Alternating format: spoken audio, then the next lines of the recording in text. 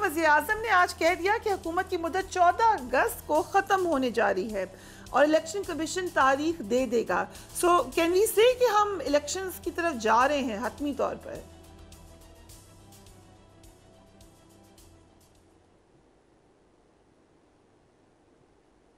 अज़मा बुखारी साहिबा, मुझे पूछा आपने? जी अच्छा। आपसे पूछा।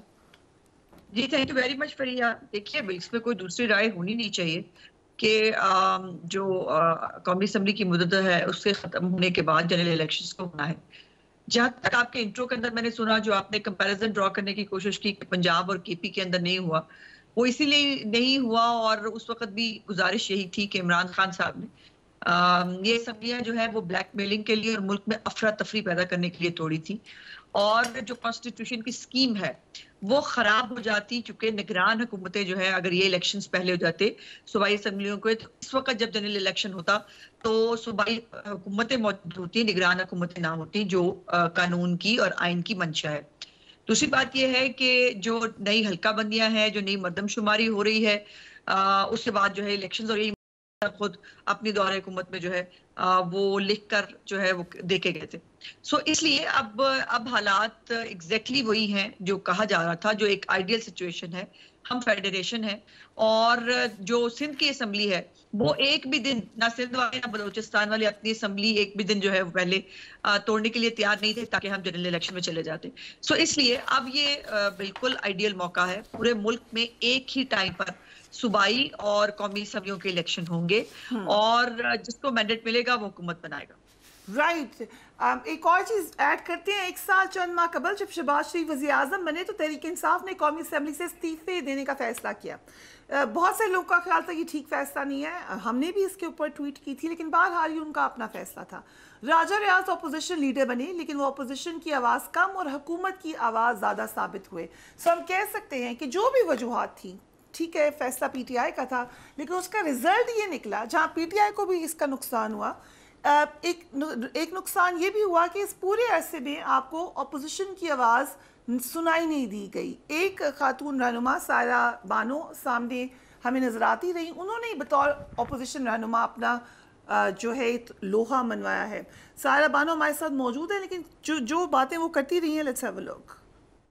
मैं अभी अफ्तार बनाकर आई थी। दागी फलों से तो कोई फ्रूट चाट भी नहीं बनाता, इन्होंने हुकूमत बना दी। ये वन मैन शो, क्या ये सिर्फ अदलिया की हद तक होगा या इसका इतलाक बाकी इदारों पर भी होगा? मुईशत तो तबाह कर दी, अब हाथ धोकर इदारों के पीछे पड़ गए। वो कहते हैं ना कि जब अपने पाँव जले तो फिर इदारों के ऊपर आ गए। कि ये जो ईवान है ये अवाम का ईवान है या इनके मसाइल हल करने की जगह है? ये बहुत साल पहले कहा था हम इधर तुम उधर, और आज कह रहे हैं या हम या तुम। यहाँ पर असेंबली ही पूरी नहीं है तो कानून साजी कैसे होगी? इस कटी फटी लुटी फुटी असेंबली से आप ये कानून साजी करेंगे? इनको ये बताना चाहती हूँ कि जितना तुम लोगों के पास टोटल दिमाग है इतना तो मेरा खराब रहता है। पीटीआई की बात आप कर रहे हैं कि यहाँ पर बैठे लोग कहते हैं कि वो लाए गए हैं, तो ले आओ ना उनको जो लेकर आए हैं, क्यों छोड़ा हुआ है उनको? सूबाई मैटर है तो यहाँ जो वजारतें हैं वो अम्ब लेने आई हैं। मुझे थोड़ा टाइम दीजिएगा क्योंकि हो सकता है ये मेरी आखिरी स्पीच हो, अगली दफा या किस्मत या नसीब, और आराम से घर में ही रहूं मैं। जरूरी है मैंने चित्राली साहब से दुआ पढ़वानी है। ओवरऑल आप कैसे देखती हैं इस असेंबली के टेन्योर को, सायरा साहिबा? अस्सलाम वालेकुम। बहुत अफसोस होता है ये सारा कुछ देखकर, जो ये पूरा एक साल ये गुजरा है। अब वही है ना कि हम किसको मोरद इल्ज़ाम ठहराएं कि अगर पीटीआई ने ये फ़ैसला किया, मतलब जो मेरे हिसाब से नहीं करना चाहिए था। एक आवाम ने आपको कहा और आप असेंबली में होते हैं तो आज ये सूरत हाल ना होती तो मेरे ख्याल में एक साल तक असेंबली चल भी नहीं सकनी थी। आफ्टर 2 और 3 मंथ इलेक्शन हो जाते, बिकॉज कोरम का मसला और बाकी सारे मसाइल, हर चीज़ में आपने नैब का चेयरमैन ये वो सारा कुछ करना था। लेकिन उस वक्त जो आसपास लोग थे खान साहब के साथ, वो चाहते ही नहीं थे। अब मुझे नहीं पता कि वो डेपुटेशन पर आए हुए थे या उनके दिमाग में क्या चल रहा था, तो वो सब कुछ ऐसा ही हुआ। फिर आपने देख भी लिया कि वो थोड़ी सी भी सख्ती बर्दाश्त ना कर सके और फिर माफ़ी तलाफ़ी होकर वो इधर से उधर हो गए। तो लेकिन ये कि होना नहीं चाहिए। अभी जो साल हुआ है इसमें तो मतलब ऐसे लग रहा है कि ठोस और धांधली से सब कुछ हो रहा है। आपकी असेंबली नहीं है, आपका कोरम पूरा नहीं है, लेकिन आप बिल पे बिल पास करवाए जा रहे हैं। जैसे कि आपने कहा कि उसमें आवाम का कौन सा बिल था, आपने नैब के पहले पंजे दांत वांत सब वो किए, اور اس سے پہلے مجھے نہیں پتا کہ وہ ذکر کیوں نہیں ہوتا کہ جو ابھی جو نیب کے چیئرمین ہیں ان سے پہلے انہوں نے ریزائن دیا اور کہا کہ میں یہ دباؤ برداشت نہیں کر سکتا. اور یہ میرا پوائنٹ آف آرڈر بھی تھا. میں نے بات کی تھی کہ بھئی یہ سامنے آنا چاہیے کہ ان پہ دباؤ کون ڈال رہا ہے اور کس چیز کا دباؤ ڈال رہا ہے. ظاہر ہے کتنا بڑا ان لوگوں نے بیان دیا.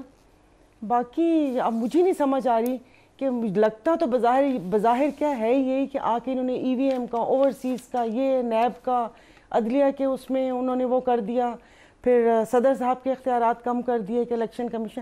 مطلب مجھے سمجھ نہیں آ رہی اس الیکشن کمیشن جو ہے اس کو ہم گود میں بٹھا کر کیوں بیٹھے ہوئے ہیں. سب سے پہلے بھی ان کی غلطی تھی جب انہوں نے 18ویں ترمیم بنائی تو کیا اس وقت یہ نہیں پتا تھا کہ جب آپ صوبوں کو اختیارات دے رہے ہیں تو یہ اسمبلی پہلے بھی ڈیزالو ہو سکتی ہیں. اور جیسے انہوں نے کہا کہ انہوں نے اپنی ہٹ دھرمی کی وجہ سے اسمبلی توڑی. ہٹ دھرمی کا آپ کے پاس ہوں گے بیانات کہ انہوں نے کہا تھا کہ آپ وہ اسمبلی توڑیں، ہم یہ اسمبلی توڑتے ہیں. رانا ثناء اللہ صاحب نے کہا تھا. اور اس وقت بھی میں نے یہ کہا تھا جب ظاہر اب ہم سے بھی پوچھ رہے تھے سب سوال وغیرہ تو یہی کہا تھا کہ یہ کیسے ہوں گے.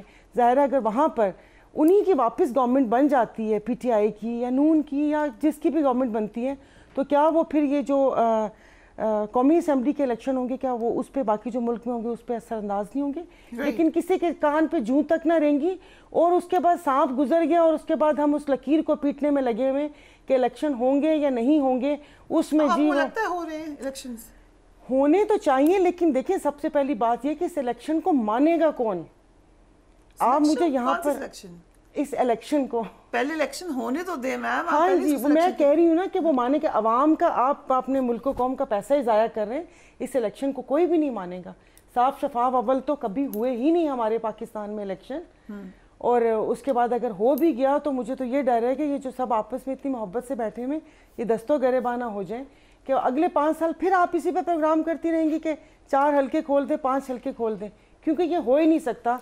دانیال چودھری صاحب کا بیان ہے اور کہ جس قسم کے الیکشن باغ میں اور میئر کراچی کے ہوئے ویسے الیکشن ہوئے تو ہم نہیں مانیں گے. ٹھیک، وہ تو ہم سے پوچھے نا، ہم نے بھگتا ہوا سندھ میں، تو تھوڑا آپ بھی دیکھ لیجئے تو وہ پھر کون مانے گا الیکشن. یہ بڑا اہم نقطہ کا اجازت ہے مجھے میجر صاحب. یہ بار بار یہ بات ٹھیک ہے کہ الیکشنز کے بعد ہمیشہ سے آواز اٹھتی ہے کہ الیکشن ٹھیک نہیں ہوئے.